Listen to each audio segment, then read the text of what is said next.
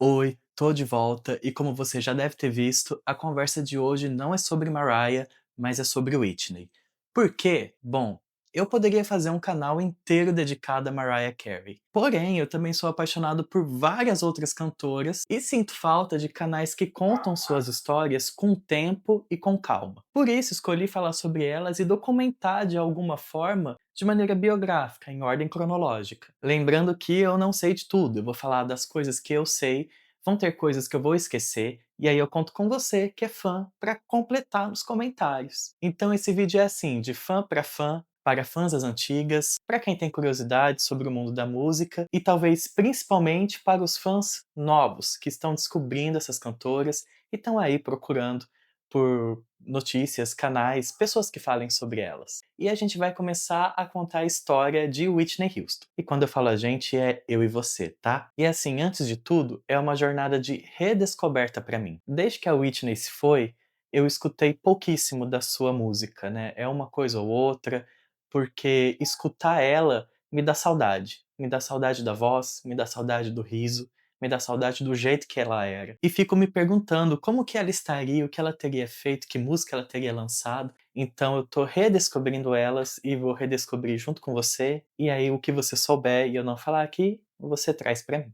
Bom, Whitney é filha de Cissy Houston, cantora também. Sua carreira começou em 1938, em um grupo musical com os irmãos. Nesses primeiros anos, o grupo se apresentava regularmente na igreja e chegaram a lançar um álbum pela RCA, chamado A Joyful Noise. A irmã Lee, que fazia parte do grupo, se tornaria a mãe de Dee e Dionne Warwick. Na década de 60, Cissy Houston, junto com Dee e outras 3 vocalistas, montam o grupo Sweet Inspirations, sob contrato com a Atlantic Records, e elas forneceram vocais de apoio para diversos cantores e bandas em álbuns e turnês. Em paralelo, Cissy também manteve uma carreira solo e chegou a lançar 9 álbuns entre 1970 e 1997. Mas sua vida profissional se tornou mais reconhecida pelos vocais de apoio para diferentes artistas e pela contribuição na música gospel. Já sua sobrinha, Dionne Warwick, se tornou um dos maiores nomes da história da música e vendeu mais de 100 milhões de álbuns. Além de abrir portas para outras artistas negras no pop tradicional, Dionne foi uma ponte entre o gospel, o soul e o pop orquestrado, ajudando a quebrar barreiras do gênero e de público. Sua presença nas paradas e nos programas de TV dos Estados Unidos, em uma época de forte segregação racial, representou também um avanço cultural e simbólico. E é nesse cenário familiar que nasce Whitney Houston. E antes de falarmos do seu primeiro álbum, vem comigo para 1978 porque a gente tem que mergulhar no tempo. Quando Whitney se apresenta em um evento na prefeitura de Manhattan, ainda sob os cuidados da mãe, obviamente, ela tinha só 14 anos, mas dessa vez ela cantava como a vocalista principal e não estava ali como vocais de apoio da própria mãe, entende? Um ano antes, ela já havia sido backing vocal no álbum Life's a Party, de Michael Zager Band.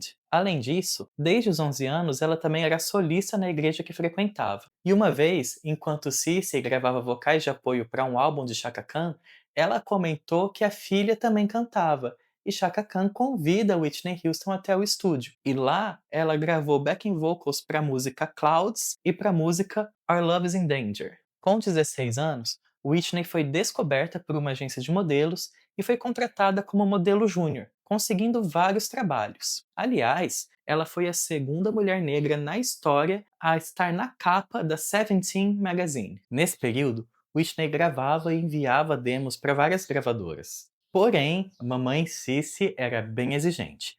Whitney só poderia mergulhar de cabeça nisso mesmo quando ela terminasse os estudos. E assim, depois que ela se formou, ela continuou enviando demos e tendo reuniões com algumas gravadoras até o dia em que Gary Griffin, da Arista Records, convidou Clive Davis para ver uma performance de Whitney Houston que aconteceu no Sweetwater Night Club. E aí, gente, curtindo a história? Uma parte do meu áudio ficou toda zoada quando eu estava contando essa história, eu percebi agora editando. Então vim aqui dar uma resumida. O que acontece é que nessa noite que o Clive Davis foi assistir ela no clube, ela era cantora de backing vocal, assim, da Cissy Houston. E em 2 números ela foi pra frente e cantou como solista. sendo que uma dessas músicas foi The Greatest Love of All, que é um cover que a gente vai falar um pouquinho mais pra frente. E aí foi quando o Clive descobriu ela. Essa história é muito grande, ela tem muitas vertentes, tem a história de que a mãe fingiu que passou mal, pra que ela cantasse, tem um monte de coisa. Verdade ou não, o que tem de fato é que ela era backing vocal de Cissy, Clive foi assistir, e em 2 números a Whitney foi e performou como solista. E aí sim, ele viu a grandiosidade dela, né. E agora, de volta pra história. E essa noite, né, essa apresentação, ela se tornou, assim, um artefato pop. Um acontecimento que levou ao contrato de Whitney com a Arista Records em abril de 83. E assim, Clive começa o trabalho de projetar Whitney para o público. Sua primeira apresentação foi no Merv Griffin Show, em junho de 83, onde ela cantou a música Home, do musical The Wiz. Ela também participou em um dos episódios da sitcom Gimme a Break e gravou comerciais para televisão. Enquanto tudo isso acontecia, Clive era bem enfático em não apressar o primeiro álbum de Whitney. Como empresário, produtor e mentor musical, ele foi introduzindo Whitney aos poucos na indústria e nos círculos de artistas influentes. E essa estratégia levou Clive a promover várias festas, como se fossem assim, listening parties, festas de audição, onde ele chamava alguns figurões da indústria, outros músicos, empresários, compositores, produtores, e nessas festas ele apresentava Whitney Houston, né? Whitney Houston performava para essa audiência. Dessas festas saíram parcerias musicais com Teddy Pendergrass na música Hold Me e com Jermaine Jackson na música Take Good Care of My Heart, ambas incluídas no que viria a ser o primeiro álbum de Whitney. Mas a produção oficial do álbum começou com a gravação da música You Give Good Love, oferecida inicialmente para Roberta Flack, que recusou a faixa. Porém, o produtor Kashif acreditava que Whitney tinha tudo a ver com essa música, e ela foi até o estúdio dele e gravou a música em um take só. Impressionado com o que viu, eles fizeram mais uma música, que é a faixa Thinking About You, e o Jermaine Jackson aparece mais uma vez. Dessa vez na música Nobody Loves Me Like You Do, e também produziu outra faixa chamada Someone For Me. Em agosto de 84, chega até Clive Davis a música Saving All My Love For You, que na verdade é uma versão de Marilyn McCool e Billy Davis Jr., de 1978. E a busca pelo repertório continuava, e Clive queria um hit que pudesse furar a bolha e entrar nas paradas pop. E foi aí que How Will I Know chegou até eles, uma música que, ó, inicialmente foi projetada, né, foi pensada para Janet Jackson, mas recusada pela sua equipe. Com isso, a letra foi reescrita e gravada. E mais ali para o fim do ano, em dezembro de 84, Whitney grava a sua versão de The Greatest Love of All, uma música de 1970 de George Benson e que Clive era meio contra incluir no álbum, sabe?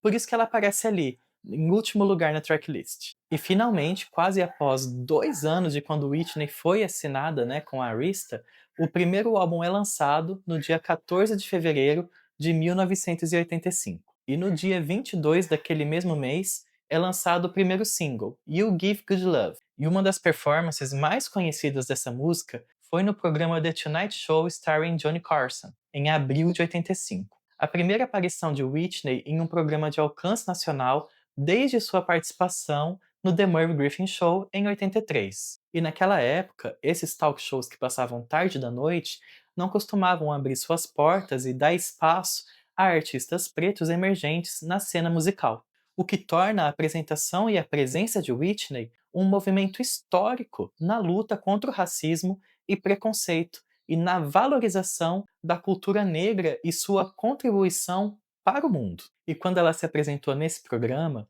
mesmo que ela tenha cantado, né, You Give Good Love, já existia um segundo single rolando. E esse segundo single foi lançado em março de 85, All at Once. No entanto, foi escolhido como single na Europa e no Japão. Nos Estados Unidos, ele foi um single de airplay. E o que isso significa? Que não houve vendas físicas desse single, mas ele era elegível para pedidos na rádio. Enquanto isso, lá nos Estados Unidos, o álbum estreou na Billboard 200, que é o chart de álbuns mais vendidos do país. Ele estreou na posição 166. Na semana seguinte, ele estreou no chart de álbuns R&B, na posição 47. Como a música You Give Good Love estava sendo bem recebida na rádio, era esperado que ela também fosse bem recebida na MTV. mas a MTV se recusou a passar esse videoclipe, falando que ele era R&B demais para uma rede onde a orientação era passar pop e rock. Mas isso não impediu a música de ser um sucesso. Ela chegou no topo da parada R&B, ficou em número 3 na Hot 100 e em número 4 no chart adulto contemporâneo. A gente vai falar bastante desses três charts aqui. O segundo single oficial nos Estados Unidos foi Saving All My Love For You, lançado em junho de 85.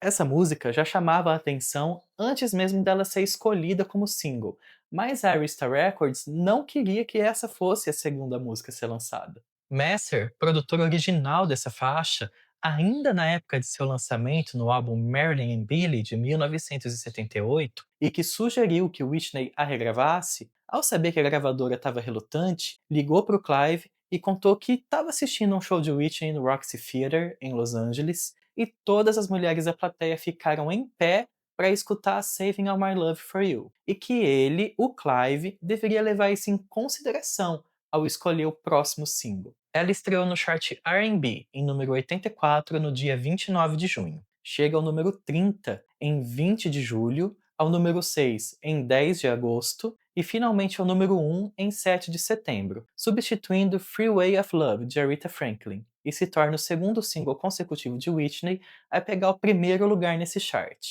Já na Hot 100, o single estreou em número 53 no dia 17 de agosto e pulou para a posição 39 em apenas uma semana, e continuou crescendo até chegar ao número 1 em 26 de outubro, substituindo o hit Take On Me do A-ha. E já na parada adulto contemporâneo, o single estreou em 17 de agosto na posição 31 e em 5 de outubro chega ao primeiro lugar.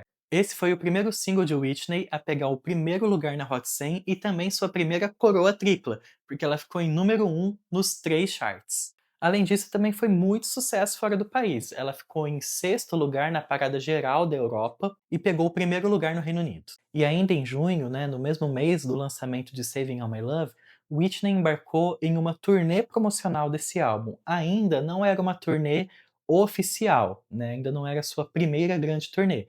Era uma turnê ali para promover o disco, então ela participou em algumas apresentações em teatros pequenos, em alguns festivais e até mesmo foi ato de abertura de dois artistas que estavam em turnê durante aquele período também, sendo eles Luther Vandross e Jeffrey Osborne. O terceiro single do álbum foi Thinking About You, lançado em outubro de 85, especialmente para o chart R&B. Na parada R&B, o single chega até o número 10, e surpreendendo, entra em um novo chart, o Hot Dance Club, chegando até o número 24. Mas é em novembro de 85 que a estrela pop de Whitney explode com How Will I Know. Em 7 de dezembro, o single estreia na Hot 100 número 60. Em 28 de dezembro, chega ao top 40. Em 15 de fevereiro de 86, um ano após o lançamento do álbum, chega ao primeiro lugar. Essa música também foi número 1 no chart R&B e no adulto contemporâneo, e chegou até o número 3 no Dance Club. Em março de 86, finalmente, o primeiro álbum de Whitney Houston chega ao primeiro lugar da Billboard 200, onde ele passa 14 semanas não consecutivas no primeiro lugar. E esses feitos de ter o primeiro álbum da carreira em número 1, 3 singles em primeiro lugar no principal chart dos Estados Unidos, foi antecedido por uma controvérsia na 28ª edição do Grammy, que aconteceu em 25 de fevereiro de 86. Whitney estava cotada para concorrer como artista revelação. Só que isso gerou uma discussão, porque apesar de ela estar com o álbum de estreia, ela já havia feito trabalhos musicais anteriormente, ali em 83 e 84. E por isso ela foi desclassificada pela academia de concorrer nessa categoria. O que levou a cartas abertas e protestos por parte da Arista Records, do Clive Davis e por parte da mídia também. Mas a academia não recuou. No entanto, naquela premiação, Whitney ganhou seu primeiro Grammy também, por Saving All My Love For You na categoria Melhor Performance Pop Vocal Feminina. Nome comprido. E um pouco antes dessa polêmica, em janeiro de 86, aconteceu o American Music Awards, e Whitney estava concorrendo em 6 categorias, e ela ganhou em 2 delas. Melhor single R&B por You Give Good Love e melhor clipe R&B por Saving All My Love For You. Em março de 86, o último single do álbum de estreia é lançado, Greatest Love of All. Ela entrou na Hot 100 em 29 de março, em número 54. Na semana seguinte já estava no top 40. No começo de maio, entrou no top 10. E em 17 de maio chegou ao primeiro lugar, substituindo West End Girls, do Pet Shop Boys. Essa música também pegou o primeiro lugar no adulto contemporâneo e no chart R&B chegou até o número 3. Em maio de 86, Whitney é a capa da People Magazine, com a manchete "Chame ela de nova estrela da América". E a essa altura, ela já estava grande o suficiente para fazer a sua primeira turnê solo. A The Greatest Love World Tour começou em 26 de julho de 86, percorrendo vários teatros e anfiteatros dos Estados Unidos, e depois fez uma parada em arenas da Europa, do Japão e da Austrália, com um total de 54 shows em 7 países, encerrando em dezembro no Havaí. E quando Whitney assina o contrato com a Arista Records, né, a gravadora queria encontrar uma cantora que pudesse cruzar todas as fronteiras. Eles queriam uma popstar. E todo esse plano de divulgação da Arista, que deu certo graças ao talento de Whitney, fez com que ela se tornasse essa grande estrela. Ela tinha voz, estilo e personalidade, um pacote completo e uma tripla ameaça para qualquer concorrência. E assim que a turnê termina em 86 e o ano vira, chegamos a 87, o plano era repetir tudo, só que maior, melhor e ainda mais potente. Só que isso já é conversa para uma próxima era e para um próximo vídeo. Comenta aí o que você acha desse álbum de Whitney, quais são suas músicas preferidas, se você viveu aquela época, o que você viveu, o que você sentiu e tudo mais. E a gente se encontra no próximo vídeo falando sobre ela, ou no próximo vídeo que tiver aqui sobre Mariah, sobre Celine, sobre Marisa Monte, e sobre Milton Nascimento, e sobre tantas outras artistas que eu quero conversar com você. Então te aguardo no próximo.